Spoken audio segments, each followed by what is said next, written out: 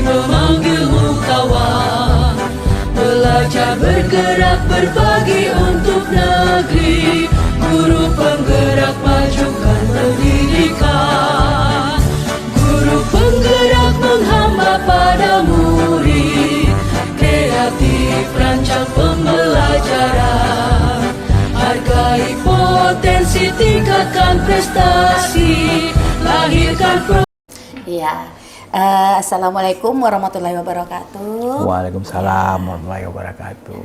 Gimana kabarnya Pak pagi hari ini? Alhamdulillah. Alhamdulillah. Sudah makan roti, Oh, sudah. sudah minum obat, Iya. sudah minum teh. Teh. Semoga Bapak selalu sehat selalu ya Pak ya. Amin ya rabbal alamin. Amin. Pak, pagi ini kami berdua, saya Hasbia dan Bu Desi Andayani ada tugas untuk wawancara kepala sekolah. Iya. Nah, di sini kami boleh bertanya ya Pak ya, ada beberapa poin nanti Boleh, Pak. ha. Oke. Terima kasih sebelumnya Pak saya ucapkan. Nah, adapun pertanyaan pertama nih. Selama ini bagaimana Bapak mengidentifikasi kasus-kasus yang merupakan dilema etika atau bujukan moral? Oke, Ya. baik. Dilema etika itu maksudnya adalah suatu permasalahan yang kita hadapi di mana kita dihadapkan kepada sikap atau hasil belajar siswa. Di satu sisi, siswa ini memberikan hasil yang baik, produktivitas yang baik, misalnya di non-akademik. Tapi di lain sisi, mungkin dalam belajarnya itu lemah, daya serapnya lemah. Sehingga hal ini membuat kita dilema dalam menentukan keputusan. Sebagian guru menganggap, oh anak ini dalam pembelajaran selalu begini, berulah, bertingkah, ya kan? Namun anak ini di luar pembelajaran ketika belajar non-akademik, dia sudah menunjukkan prestasi, ikut lomba, dia juara dan segala macam. Nah, dalam hal ini kita mengambil win-win solution. Kita lebih melihat kepada potensi siswa yang ada. Jika dalam nilai akademiknya rendah, ini menunjukkan bahwa anak ini mungkin tidak terlalu berminat belajar pada bidang studi tertentu. Ya, bisa jadi dia tidak berbakat untuk bidang studi tertentu itu. Maka dia hanya berbakat bidang non-akademik, apakah itu seni atau olahraga. Nah, dia mampu menunjukkan prestasinya di bidang itu. Nah, kita melihat di sini adalah potensi yang dimiliki anak dan masa depan yang bisa mereka raih.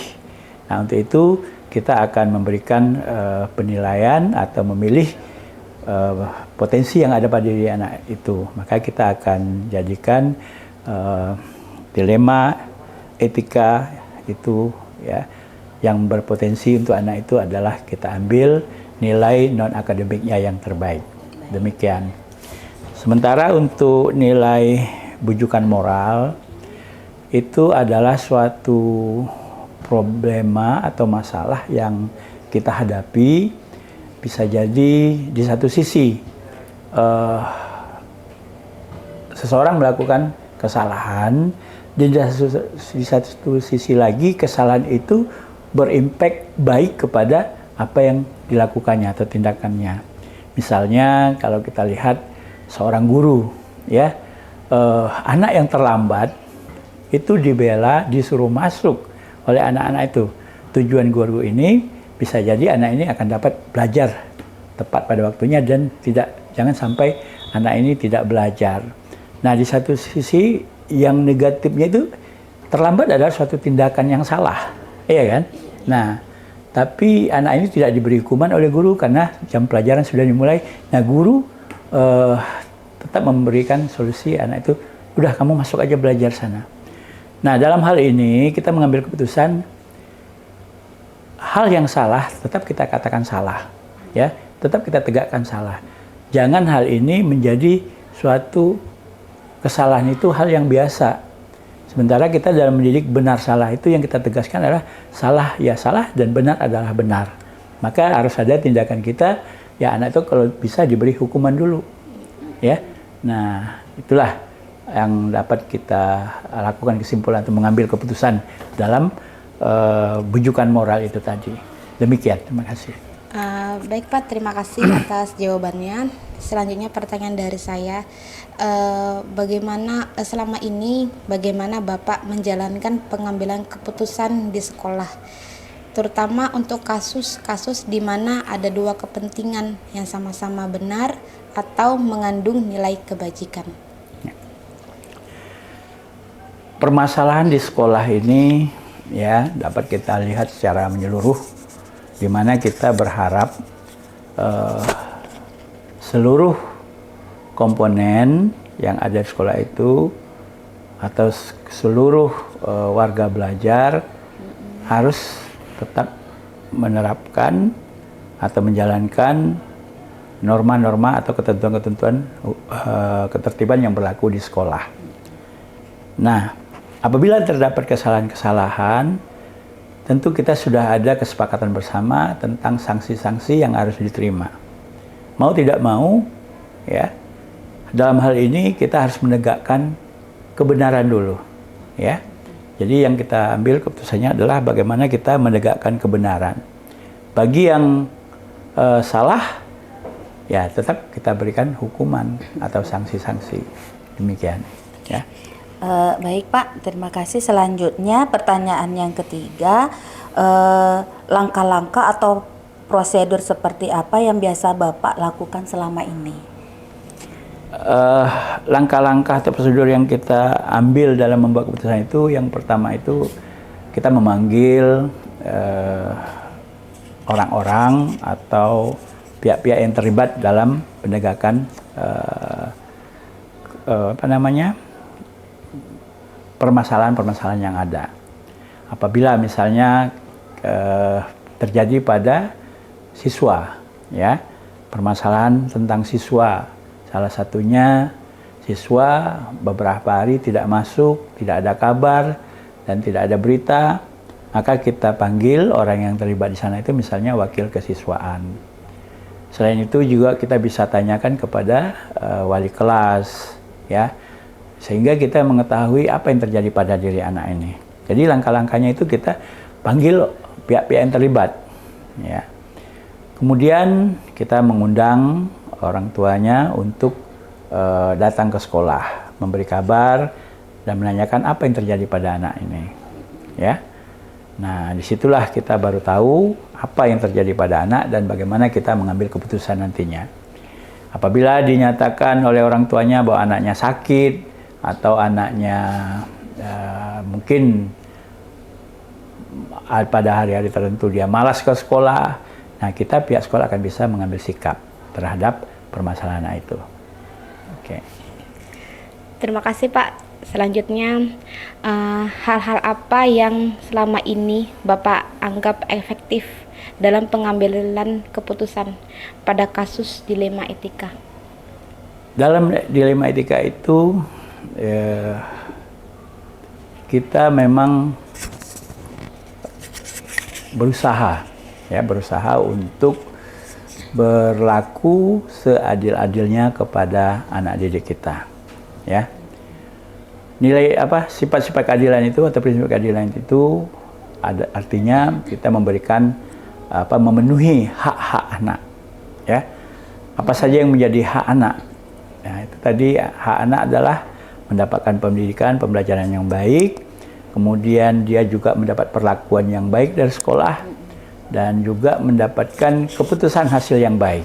Nah, dari situlah kita melakukan identifikasi masalah-masalah yang ada dan menginventaris apa saja yang menjadi nilai-nilai baik dari anak itu. Jadi kita akan melihat dominan dari nilai-nilai baik yang dihasilkan oleh anak itu sendiri, gitu ya. Baik Pak, selanjutnya hal-hal apa saja yang selama ini merupakan tantangan dalam pengambilan keputusan pada kasus-kasus dilema etika? Oke.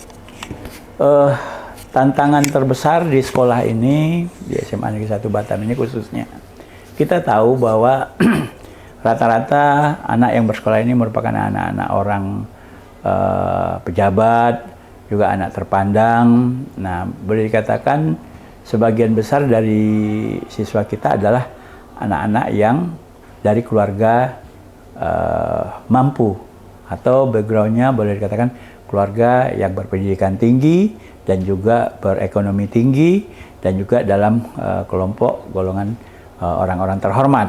Nah, kadang-kadang jika terjadi masalah pada anak-anak mereka, di sini kita memang agak sulit membuat keputusan karena pengaruh orang tuanya tadi. Tapi bagaimanapun juga, saya selaku kepala sekolah bukan memandang pada bagaimana orang tuanya, tetapi yang kita lihat itulah bagaimana keadaan siswanya atau keadaan anaknya. Jika memang anaknya mengalami suatu permasalahan, dan kita harus jelaskan kepada orang tuanya.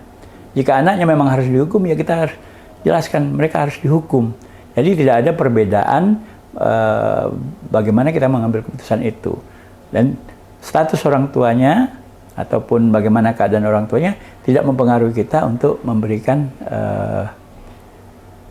hukuman ataupun juga mengambil keputusan terhadap apa yang terjadi pada anaknya.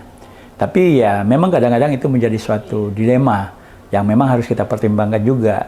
Kita tidak boleh semata-mata karena anak ini salah, harus salah begini, tidak. Tapi juga kita ajak orang tuanya berdiskusi, itu yang paling utama. Jadi kita sampaikan permasalahan anaknya kepada orang tuanya, sehingga orang tuanya itu bisa menerima ya keadaan sesungguhnya demi kebaikan anaknya di masa akan datang. Begitu. Baik Pak, menurut Bapak nih, apakah Bapak itu memiliki jadwal tertentu untuk menyelesaikan suatu masalah dilema, atau Bapak memiliki pada saat itu juga untuk menyelesaikannya? Memang dalam mengambil suatu keputusan kita harus melakukan pemikiran-pemikiran yang lebih jauh, dan hendaknya ini dipikirkan konsekuensi yang akan terjadi, begitu. Nah, apabila suatu permasalahan ada pada seorang anak dalam dilema etika maupun bujukan moral, permasalahannya itu dua-duanya adalah hal yang sangat urgen, begitu. Tetapi kita juga harus membuat suatu perencanaan penyelesaian masalah. Jadi tidak bisa ada masalah kita selesaikan saat itu juga, belum tentu selesai. Ya, kita harus berpikir apa tahapan pertama. Ya, pertama kita melihat status anak dulu.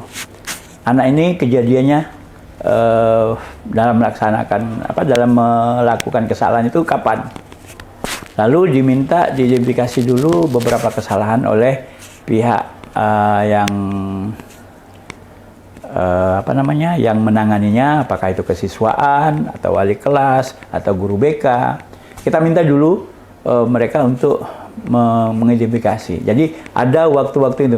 Misalnya saya tentukan, coba wali kelas saya minta waktu 2 hari diidentifikasi anak ini permasalahan apa saja yang sudah dia lakukan. Ya. Nah, kemudian beberapa hari berikutnya saya minta ada pemanggilan orang tua, ya, pemanggilan orang tua, dan dipertemukanlah dengan apakah guru BK atau wali kelas, ya kan, untuk membicarakan masalah anaknya. Nah, jika permasalahan tidak selesai pada tahap itu, maka saya harus membuat jadwal pertemuan dengan orang tua yang bersangkutan atau anak yang bersangkutan.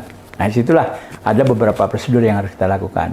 Mulai jadwal, kemudian tindakan apa yang harus kita lakukan, dan ini memang supaya permasalahan itu tidak mendadak, dan juga kita bisa berpikir lebih jauh kira-kira apa tindakan yang akan kita berikan kepada yang bersangkutan atau yang bermasalah, begitu. Baik Pak, terima kasih atas penjelasannya. Selanjutnya sedikit lagi ya Pak ya. Adakah seseorang atau faktor-faktor apa yang selama ini mempermudah atau membantu Bapak dalam pengambilan keputusan dalam kasus-kasus dilema etika ini Pak? Ya. sebagai kepala sekolah tentu saya punya tim ya. Punya tim seperti wakil kepala sekolah, wakil kita ada 4, wakil kesiswaan, wakil sarana, wakil humas, dan juga wakil kurikulum. Nah, tentu permasalahan yang ada, yang terjadi pada diri anak itu menyangkut ke satu di antara 4 itu, bahkan bisa 2 atau 3 yang berhubungan dengan kasus kurikulum, berarti tentang pembelajaran. Kalau kesiswaan itu berarti permasalahan tentang kenakalan dan lain-lain. Dan bisa jadi ya orang-orang inilah yang akan saya panggil untuk menanyakan kira-kira permasalahan ini dalam hal misalnya dalam kesiswaan. Nah, apa solusi yang kita ambil? Apa permasalahan yang kita ambil? Itu adalah orang-orang yang terdekat yang saya minta pertimbangan dalam mengambil suatu keputusan. Ya. Selain itu juga saya punya ya teman atau rekan yang bisa dijadikan tempat bertanya, ya bisa sesama kepala sekolah, ya juga bisa orang-orang tertentu yang saya anggap mampu memberikan solusi kepada saya. Apabila dia berhubungan dengan masalah hukum, tentu saya akan cari orang-orang hukum, ya. Apabila berhubungan dengan kriminalitas dan lain-lain, tentu kita akan cari pihak-pihak yang berkompeten seperti kepolisian, ya, dan lain-lainnya juga. Jadi memang saya memiliki perencanaan dan juga orang-orang tertentu yang bisa saya jadikan teman untuk bertanya dan juga untuk memberikan solusi-solusi apa yang kira-kira yang baik untuk kita lakukan begitu. Demikian. Baik Pak, ini pertanyaan terakhir ya Pak ya. Dari semua yang telah Bapak sampaikan ini, menurut Bapak pembelajaran apa yang Bapak petik dari pengalaman Bapak mengambil keputusan di 5 etika? Ya. Dari pengalaman itu akan membuat kita lebih arif dan bijaksana. Intinya seperti itu. Arif dalam menyikapi suatu permasalahan dan bijaksana dalam memutuskan suatu keputusan. Dalam artian kita semakin dewasa dan melihat suatu permasalahan itu tidak hanya melihat dari permukaan saja, ya, tetapi kita melihat permasalahan yang dialami oleh siswa kita atau guru kita atau siapapun lah yang berada di lingkup sekolah itu, maka itu akan membuat kita menjadi jauh berpikir ke depannya dan selalu memperhatikan resiko atau sebab akibat yang ditimbulkan oleh suatu keputusan yang kita ambil. Maka dari situ yang dapat kita petik dari mengambil keputusan ini yaitu berubahnya sikap kita menjadi dewasa, menjadi orang yang arif dan bijaksana. Gitu. Baik Pak, terima kasih. Demikian hasil wawancara kami dari CGP Angkatan 8 Pak. Sangat berterima kasih Bu Hasbia dan saya Desi Handayani karena Bapak memiliki waktu luang ini untuk tugas kami. Di sini kami banyak sekali mengambil belajar ya Pak ya, pembelajaran dari Bapak. Bapak sudah menjelaskan itu menjadi praktik baik bagi kami di pembelajaran di kelas, sebagai pemimpin pembelajaran kelas, di mana kita tidak boleh asal sembarang mengambil keputusan gitu. Jadi harus ada step-step, tahap-tahap, prosedur dan jadwal yang harus disesuaikan dengan kasus anak tersebut. Baik Pak, terima kasih kami ucapkan. Terima kasih Pak. Assalamualaikum Bapak. Ya, waalaikumsalam warahmatullahi wabarakatuh.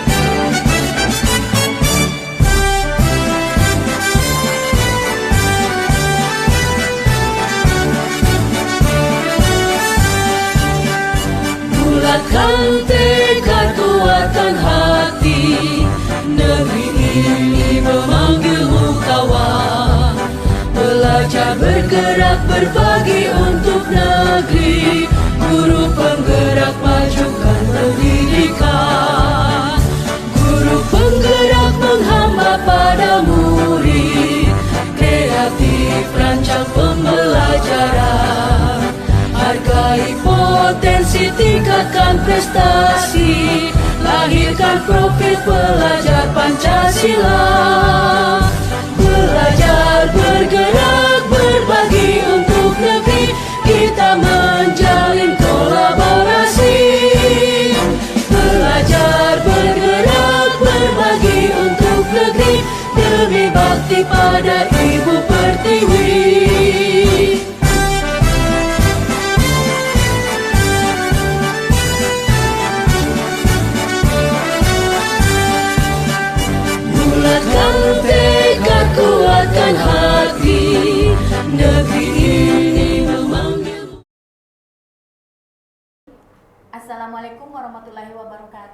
Waalaikumsalam warahmatullahi wabarakatuh.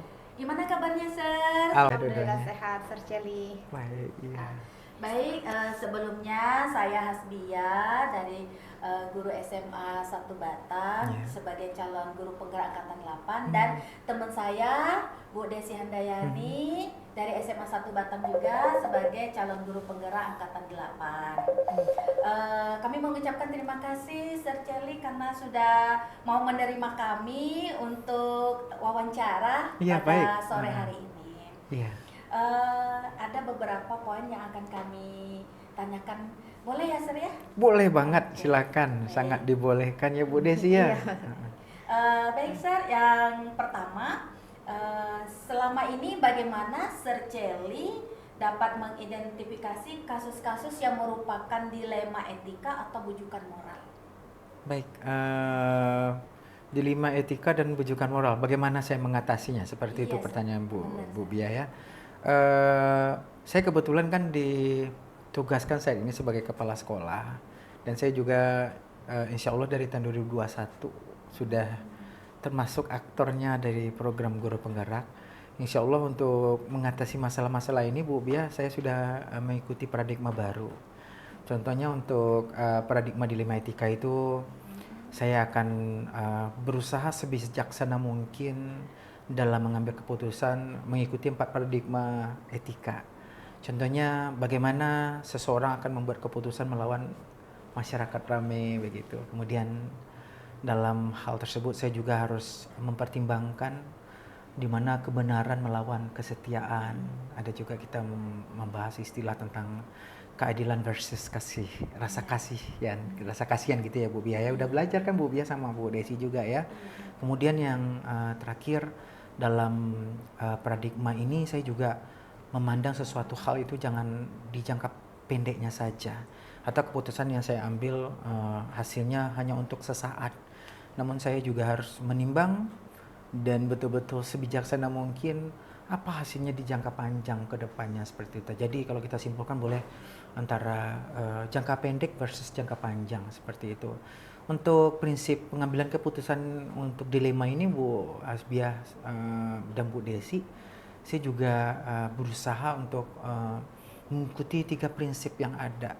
Contohnya bagaimana prinsip berpikir yang nanti berpikir kita ini berazaskan atau berdasarkan hasil akhirnya. Jadi bukan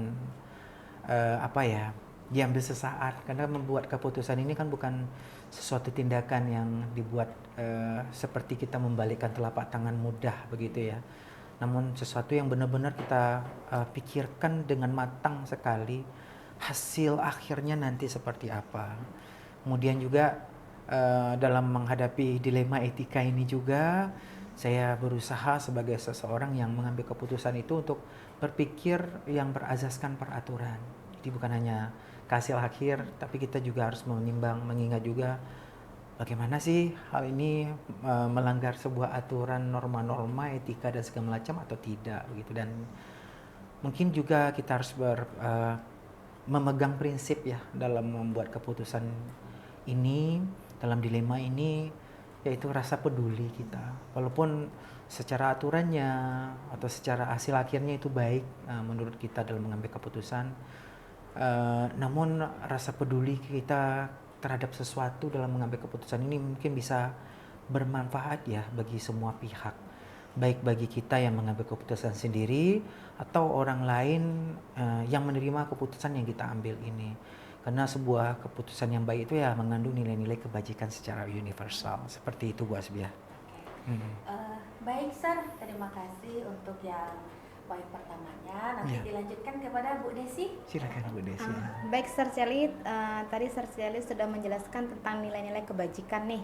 Nah, pertanyaan saya tuh selama ini nih bagaimana sih Sir Celi itu menjalankan pengambilan keputusan di sekolah Sir Celi gitu, terutama untuk kasus-kasus yang ada 2 kepentingan yang sama.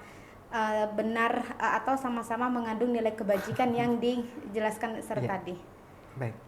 Itu yang namanya mungkin dilema ya. Iya, iya, Dilema. Sir. Kalau dalam istilah kita di program guru penggerak ini trilema. Ya, trilema ya. Ini benar-benar sesuatu yang membutuhkan usaha ekstra ya dari benar. seseorang untuk membuat keputusan ini benar-benar nggak ada yang menang lawan kalah. Iya. Namun hasil keputusan ini menang dan menang. Bagaimana seorang pembuat keputusan itu sendiri mengambil risiko terkecil dari hal tersebut seperti itu. Tadi pertanyaannya boleh disampaikan kembali Bu Desi seperti apa intinya? Oke. Intinya itu Sir, bagaimana Sir Charlie menjalankan pengambilan keputusan di sekolah Sir? Baik. Kalau di sekolah saya yang sekarang saya nggak ragu dalam mengambil keputusan. Karena ada 9 langkah ya. Teman-teman udah belajar itu ya? Iya, 9 Sir, benar. langkah untuk pengambilan dan pengujian keputusan itu sendiri gitu kan.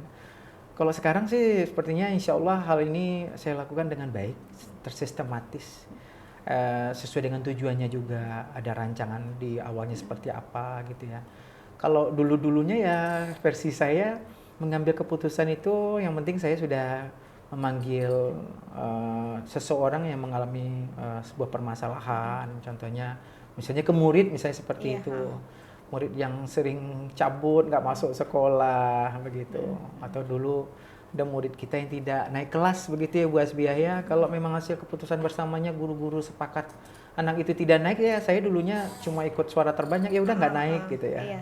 Namun sekarang sesuai dengan jawaban yang saya berikan ke Bu Asbiah tadi, bahwasanya prinsip pengambilan keputusan itu kan bukan hanya ke hal itu saja. Iya.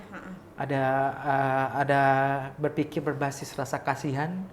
Berarti keputusan yang saya buat itu tidak semena-mena ya tujuannya nanti ya Bu Desi ya gitu. Jadi ya untuk sekarang saya mengikuti 9 langkah itu Bu dalam pengambilan keputusan saya, yaitu bagaimana kita mengenali nilai-nilai yang saling bertentangan itu. Kalau salah lawan benar kita gampang ya memutuskan ya benar ya pasti benar begitu ya. Namun kalau benar sama benar yang dilemanya itu yang mungkin itu yang putus 9 langkahnya ini. Bagaimana nanti kita menentukan siapa yang terlibat dalam situasi ini, kemudian kita harus mengumpulkan dulu evidence atau fakta-faktanya dari sebuah keputusan yang akan kita ambil begitu ya. Kemudian ada juga pengujian benar salahnya secara legalnya seperti apa. Kemudian mungkin kita boleh mengujinya dengan uji regulasi, intuisi. Mungkin kita tulis sebuah opini di sebuah surat kabar, di mana nanti dari tajuk opini itu orang lain atau pembaca kita akan memberikan pandangan atau uji panutan. Dulu kalau saya kena marah sama papa saya, begitu kan, papa saya langsung menghukum saya. Mungkin begitulah keputusan beliau ketika saya dulu salah dulu gitu. Namun ketika saya mengambil panutan ini atau idola saya adalah seorang ibu saya, sesalah-salah saya di masa lalu ternyata beliau bijaksana ya dalam memberikan keputusannya kepada saya. Mungkin uji ini juga sangat berarti bagi saya untuk mengambil sebuah keputusan yang saya sampaikan tadi itu Bu. Nah untuk pengujian paradigma benar salah ini mungkin benar salah ya udah jelas mungkin menang nanti benarnya gitu ya. Namun kalau benar sama-sama benar itu kan bukan tindakan yang mudah kita lakukan ya Bu ya. Kayaknya nanti di 9 langkah ini walaupun keputusan sudah kita buat, ternyata di langkah terakhir kita masih harus meninjau lagi keputusan itu. Padahal udah 9 langkahnya kita ambil kan, ternyata sudah memutuskan pun ternyata kita mesti meninjau lagi, mereview lagi kan. Poin terakhir buat keputusan dan refleksi ya. Dan direfleksi, kita evaluasi lagi. Ternyata keputusan yang kita ambil itu bisa kita revisi kemungkinannya kalau memang masih ada kekeliruan di dalamnya. Jadi ini sesuatu yang benar-benar kalau saya ya menurut saya sesuatu yang menantang bagi seorang pemimpin dalam membuat keputusan. Karena mungkin kalau hal-hal yang lain masih mudah mungkin ya Bu Hasbiah dan Bu Desi, tapi untuk hal yang ini memang seseorang ini untuk menjadi pemimpin memang modal utamanya adalah membuat keputusan ini salah satunya. Gitu. Baik, berarti kesimpulannya di pertanyaan saya itu kalau misalnya dulu suara terbanyak ya, suara terbanyak, jadi pemimpin itu ngikuti suara terbanyak berarti yang terbaik gitu ya kan. Nah, sekarang setelah kita mempelajari tentang kebijakan seorang pemimpin itu kita harus mengikuti 9 langkah-langkah 9 gitu. langkahnya itu. Iya, baik Sir. Selanjutnya pertanyaan ditanyakan oleh Bu Hasbiah. Boleh. Silakan Bu Asbiah. Baik Sir, sangat menarik tadi penjelasannya ya. Iya. Jadi menambah juga wawasan kami. Tapi kan teman-teman belajar itu kan. Iya, cuman kalau untuk prakteknya kan secara langsung belum. Jadi Oke. kami bisa mendapat bayangannya seperti Baik. apa nanti. Baik. Selanjutnya, Sir, langkah-langkah atau prosedur seperti apa yang biasa Sir lakukan selama ini? Baik. Yang biasanya berarti nggak yang kita lakoni sekarang ya sebagai aktor guru penggerak ya atau program guru penggerak. Yang biasanya dalam mengambil sebuah keputusan ini ya saya biasanya hanya mengikuti intuisi saya sendiri. Saya merasa saya selama ini berprinsip kalau apa yang menurut saya putuskan itu benar ya itu adalah benar. Tidak akan bisa diganggu-gugat oleh siapapun. Itu dulu ya Bu Biaya ya paradigma lama kita ya Bu Desi dan Bu Bia. Namun hari ini mungkin hal itu tidak berlaku lagi, bukan mungkin lagi. Saya memastikan diri saya tidak akan melakukan hal yang sama di kemudian hari. Karena kalaulah hal ini saya lakukan, ya berarti saya gagal dong menjadi seorang pemimpin. Jadi kalau ingin menjadi pemimpin yang baik, seperti di pertanyaan di pertama dan yang kedua sampai di pertanyaan ini, ya mungkin kita harus tahu bagaimana ya 4 paradigma dilema dalam etika itu. Terus ada prinsip-prinsip dalam pengambilan keputusan. Kemudian ada langkah-langkah yang harus kita tempuh satu persatu kalau bisa ya Bu Asbia ya. Jangan ada yang di skip, ini nggak penting, ini nggak penting, semuanya penting ternyata begitu. Jadi 9 langkah dalam pengambilan keputusan ini dan kita juga mengadakan pengujian di sananya. Jadi seperti itu. Jadi kalau ditanya sebelumnya seperti apa, mungkin Bu Bia juga seperti itu dulu. Kita versinya sama kali ya. Apa yang menurut kita harus kita putuskan, ya kita itu yang benar kata kita gitu kan. Contohnya kalau dulu anak terlambat mengumpulkan tugas, tidak terima lagi tugasnya seperti itu kan. Ya udah itu keputusan kita. Tidak ada satupun orang yang bisa mengganggu-gugat hasil keputusan kita. Namun pada hari ini mungkin tidak bisa, ya tidak berlaku mungkin untuk kita ya sebagai seorang guru atau sebagai seorang pemimpin di ekosistem pembelajaran. Iya. Baik, Sir. Jadi 9 langkah itu memang kalau bisa kita sistematis ya, Sir ya. Sistematis ya. Iya, benar. Dikerjakan. Baik, Sir. Terima kasih atas yang penjelasan. Sir Celis, saya mau tanya nih, menurut Sir nih, hal-hal apa saja yang selama ini Sir Celi anggap efektif dalam pengambilan keputusan pada kasus-kasus dilema etika? Baik, hal-hal yang Paling efektif. paling efektif ya dalam pengambilan keputusan. Di diri saya dulu hal yang paling efektif gitu ya. Mungkin sebenarnya ada juga ya kita laksanakan pada hari ini. Di mana pengambilan keputusan itu nggak bisa dilakukan sendiri. Dalam mengambil keputusan ini mungkin kita butuh bantuan orang lain. Kita butuh kolaborasi gitu ya. Kolaborasi di antara kalau di sekolah mungkin pemimpin pembelajarannya adalah kepala sekolah, melibatkan guru-guru juga, melibatkan juga mungkin tenaga kependidikan kita seperti tata usaha gitu ya.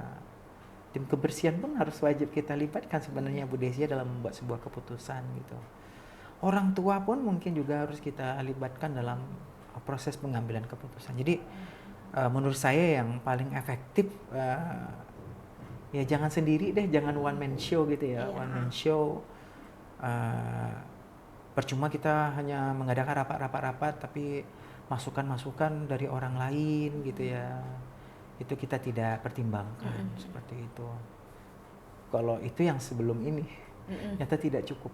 Tidak cukup ya Sir ya. berkolaborasi dengan orang. Yang 9 itu Bu Desi. 9 itu ya. 9 itu Bu Desi. Jadi kalau alangkah lebih baiknya nih Sir, tim sekolah itu terlibat dan harus melakukan 9 langkah itu ya Sir ya. Benar. Sebagai pemimpin ya Baik. Sir ya. Bukan hanya saya loh sebagai pemimpin di sekolah, guru-guru sebenarnya Guru-guru seperti juga Bu ya, Desi Sir ya. kan sudah Pemimpin pembelajaran saya. ya Sir ya di dalam kelas ya. Iya di kelas Iya. gitu kan pemimpin juga kita Pemimpin di kelas. pembelajaran di kelas. Iya. Baik. Oke, selanjutnya. Baik, Sir. Yang untuk poin pertanyaan berikutnya, hal-hal apa saja yang selama ini merupakan tantangan dalam pengambilan keputusan pada kasus-kasus dilema yang sudah Sir alami? Tantangannya itu gimana, Sir? Tantangannya itu kayaknya kita udah diskusi ya di awal pembicaraan kita hari ini ya Bu ya. Tantangannya ya bagaimana ya? saya sendiri gitu, terus orang memberikan masukan kiri kanan gitu ya. Berarti kan saya individu yang melawan orang banyak. Bagaimana kebenaran harus ditegakkan, ternyata di balik itu ada kesetiaan yang harus dipertimbangkan juga gitu ya Bu Bia ya. Bagaimana sebuah keadilan itu ditegakkan. Namun di balik itu, di balik keputusan kita ada rasa belas kasihan ke orang lain. Itu termasuk tantangan mungkin ya Bu Bia. Contohnya kita pernah mengalami mungkin anak yang terlibat dari pelanggaran moral. Anak hamil contohnya seperti itu. Kalau kita ingin tidak viral di sekolah kita gitu, kita tutupi kasus ini. Atau anak kita panggil orang tuanya, kita pindahkan dari sekolah masuk ke TikTok, ke Instagram gitu ya. Namun jangka panjangnya kalau anak ini dipindahkan, dia kan tetap akan melahirkan misalnya seperti itu. Kalau kita pindahkan, belum tentu sekolah yang baru itu menerima dia. Terus belum tentu juga teman-teman di sana juga menerima keadaan dia. Ya mungkin dia bisa aja berhenti sekolah kan, gara-gara keputusan kita mengeluarkan dia sekolah dari sekolah kita biar kita nggak malu. Mungkin jangka panjangnya juga harus kita pikirkan di sana seperti itu. Itu sebuah tantangan yang besar menurut saya Bu Asbiah. Jadi dari 4 paradigma dilemanya ini, itu kalau Ibu bertanya apa yang menjadi tantangan terberat, keempat-empatnya berat. Tidak ada yang ringan gitu. Kalau ya sejauh ini ya contohnya anak yang misalkan dikirim ke Jakarta ikut paskibraka, terus di mata pelajaran kita di SMA ada 14 mapel, nilainya nggak ada yang tuntas, tapi ujung-ujungnya kan dia harus dituntaskan. Nah itu kan termasuk dilema ya mungkin bagi kita guru dalam menuntaskan anak. Padahal dia ke Jakarta juga bukan pergi berleha-leha bermain kan, dia membawa sangsaka merah putih ya, membawa nama sekolah atau kota tempat dia berasal seperti itu. Jadi sulit sih keempat-empatnya Bu Bia. Jadi kalau mau dipilih yang mana yang paling susah, semuanya sama-sama sulit Bu Bia. Sama sulit. Karena mempertimbangkan benar melawan benar, salah melawan salah, itu kayaknya lebih sulit daripada kita mempertimbangkan benar melawan salah. Ya Bu Bia ya, gitu sih menurut saya sih. Baik Sir, pertanyaan selanjutnya nih, menurut Sir Celi, ketika ada sebuah kasus dilema etika gitu, karena Sir Celi itu apakah memiliki jadwal untuk memutuskan sebuah kasus atau harus pada saat itu juga atau harus berembuk dengan tim sekolah gitu? Baik. Saya tidak ingin keputusan yang dibuat itu sifatnya seperti yang tidak kita inginkan tadi. Mungkin ada hal beresiko. Selain beresiko mungkin ada pihak yang dirugikan dari pengambilan keputusan yang kita buat ini. Jadi saya menyiapkan waktu khusus.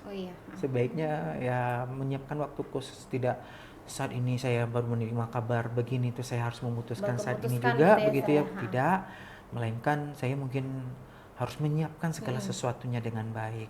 Karena kan 9 langkah tadi kan butuh waktu ya Bu Desi ya. Bagaimana kita mengenali dulu ya bahwa ada nilai-nilai yang saling bertentangan dalam pengambilan keputusan ini. Terus ada juga siapa yang terlibat dalam situasi ini. Kalau kita perlu mendatangkan orang tuanya, kita undang dulu orang tuanya. Kalau ada orang yang tinggal di lingkungan tempat tinggalnya di luar dari keluarganya, mungkin kita undang ya. Itu membutuhkan waktu ya Bu Desi. Jadi bukan tindakan yang cepat gitu yang cepat terlalu gercep kata orang sekarang, yang mana mungkin hasilnya tidak maksimal sih menurut saya begitu. Terus kita juga wajib mengumpulkan fakta-fakta dulu gitu kan. Terus bagaimana uji legalnya nanti, salah lawan benar, benar lawan benar, atau ada lagi istilah salah lawan salah, tetap harus ada keputusan di balik itu kan. Terus bagaimana kita mengadakan melihat prinsip pengambilan keputusan ini kembali. Ya bagaimana kalau dia berbasis hasil, berbasis kepada peraturan, berbasis dengan rasa peduli kita sebagai guru gitu ya. Nah, bagaimana juga investigasi opsi trilema itu sampai saat ini saya juga masih begini Bu Desi dan Bu Bia, belum terlalu yakin ya saya sudah menguasai ini semuanya. Tapi alhamdulillah sejauh ini pengambilan keputusan dengan mengikuti 9 langkah ini kayaknya kecewa sih pasti kecewa ya. Kalau hasil keputusan ini ada pasti orang yang tidak menerimanya seperti itu. Tapi saya kayaknya agak lebih yakin dalam memberikan sesuatu itu atau membuat keputusan itu sendiri seperti itu Bu Desi. Baik sir, berarti kita harus ada waktu ya sir ya. Harus, tidak boleh wajib. asal memberi keputusan Benar. gitu, karena banyak pihak-pihak yang dirugikan ya sir Betul. ya. Baik, selanjutnya ya Sir ya. Baik. Minum dulu, silakan Bu Iya, Bia. baik. Tadi dia kami siapkan minum Iya. sebelum Bu Bia sama Bu Iya, Desi terima kasih, datang. Sir. Ya, terima kasih Silakan, Sir, silakan, sudah Bu Bia. atas sambutannya. Iya. Sedikit lagi ya Sir ya. Boleh, banyak juga boleh. Adakah seseorang atau faktor yang selama ini mempermudah atau membantu Sir dalam pengambilan keputusan dalam kasus-kasus dilema etika ini? Baik. Iya. Berarti faktor di luar dari manusianya ya, atau ada nggak manusianya yang membuat kita lebih berhasil dalam buat keputusan iya. seperti itu ya? Pasti ada Bu Bia, pasti ada faktor-faktor itu. Karena kalau tidak ada hal itu, ada kaitan mungkin dengan pertanyaan sebelumnya ya. Saya nggak bisa mengambil keputusan sendiri. Pasti ada orang lain di balik saya yang saya minta pendapatnya. Saya mengumpulkan dulu data-data dari orang yang terlibat dalam pengambilan keputusan ini, seperti itu Bu Asbia. Itu pasti sangat dibutuhkan ya orang-orang itu. Terus ada faktor-faktornya, pasti banyak faktor itu. Contohnya dalam mengikuti 9 langkah pengambilan keputusan ini, kadang-kadang ada sesuatu hal yang tidak kita duga kita bisa dapatkan. Iya. Ada sesuatu hal yang tidak terduga. Malah ada kreativitas ya di balik itu ya dalam pengambilan keputusan mengikuti 9 langkah ini Bu Asbia. Yang nggak kepikir mungkin sama kita sebelumnya gitu. Nah, jadi dari orang mungkin atau dari faktor-faktor yang Bu Asbia tanyain tadi itu bisa saja itu terjadi gitu. Jadi itu apa yang namanya ya? Pasti sangat mungkin terjadi begitu. Baik Sir, berarti mungkin dari kita mengambil keputusan, dari faktor orang lain bisa mendapatkan ide lagi ya. Iya, atau benar. masukan. Mm-mm. Oh, ya. Baik Sir, mungkin mengingat waktu di makin sore. Mau balik ya. Udah makin Hati-hati nanti sore, ya. Satu lagi Sir, Siap. pertanyaan nanti akan Baik. terakhir disampaikan sama Baik. Bu Desi. Silakan Bu Terakhir ya, Desi. Sir, ya. Ya, senang hati Iya. menjawab pertanyaan Bu Desi yang Dari terakhir. semua yang telah Sir sampaikan nih, saya sangat tertarik ya Sir ya. Nah, menurut Sir Charlie, pembelajaran apa sih yang dapat Sir Charlie petik dari pengalaman Sir Charlie tentang pengambilan keputusan dilema etika? Baik. Pengalaman yang saya bisa ambil dalam pengambilan keputusan itu adalah pembelajaran. Pembelajaran ya Sir. Pembelajaran yang semakin membuat saya dari waktu ke waktu semakin dewasa, semakin bijaksana, dan semoga semakin arif dalam membuat keputusan. Karena tanpa ada pembelajaran ini, saya mungkin tidak akan dapat pengalaman. Jadi kalau ada kasus satu hari ini, mungkin akan saya jadikan pengalaman saya di masa yang akan datang. Kalau ada kekurangan dari pengambilan keputusan kasus 1, 2, 3 sampai kesekian, mungkin ini bisa diperbaiki dengan adanya refleksi dari waktu ke waktu. Karena itu adalah proses perbaikan yang terjadi pada diri seseorang. Jadi itu mungkin ya pengalaman yang itu terbaik bagi saya. Semakin saya diberikan tantangan dalam memutuskan sebuah hal, semakin tahu saya, semakin dewasa saya, dan insya Allah semoga semakin bijak saya menyikapinya seperti itu Bu Desi. Baik Sir, sekian dari pertanyaan dari kami. Baik. Dari CGB Angkatan 8 ini Sir. Nah, Semoga nanti wisudanya lulus kedua-duanya ya. amin Sir. Jangan lupa Amin. jadi Iya. supir, jadi pilot, jadi apa ya, inspirator bagi teman-teman di sekolahnya. Semoga ilmu yang didapatkan bisa diimbaskan ya ke teman-teman yang lain. Nanti kami undang juga ya ke sekolah kami ini untuk memberikan atau mendiseminasikan ilmu-ilmu baru dari program guru Insya Allah, penggerak. Sir. Baik Sir, insya Allah Baik. kami siap. Siap, insya Allah ya Bu Bia. Baik Sir, kami mengucapkan terima kasih banyak. Sama-sama. Kami berdua, saya sama Bu Desi sudah menerima kami, bahkan sudah dipersiapkan segala hal. Iya. Dan dari hasil wawancara ini saya pribadi dapat merasakan apa yang harus saya lakukan nanti, bagaimana cara pengambilan keputusan khususnya kepada anak murid saya Iya. sebagai Pemimpin pembelajaran. Sekali lagi saya ucapkan terima kasih. Sama-sama sudah Bu menerima Hasbia, kasih, sama-sama Sir. Bu Desi udah Terima datang kasih, ya. Sir. Baik, Sir, sebelum mengakhiri kita foto dulu. Boleh, boleh ayo.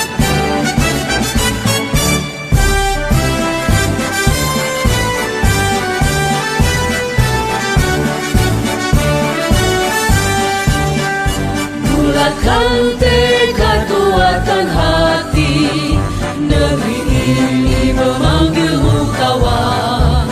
Belajar bergerak berbagi untuk negeri, guru penggerak majukan pendidikan.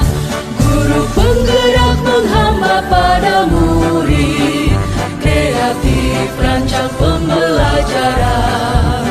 Hargai potensi, tingkatkan prestasi, lahirkan profil pelajar Pancasila. Belajar bergerak berbagi untuk negeri, kita menjalin kolaborasi.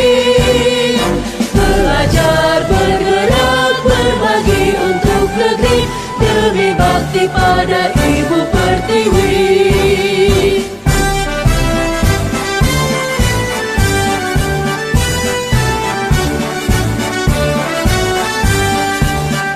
Bulatkan tekad, kuatkan hati, negeri ini memanggilmu kawan. Belajar bergerak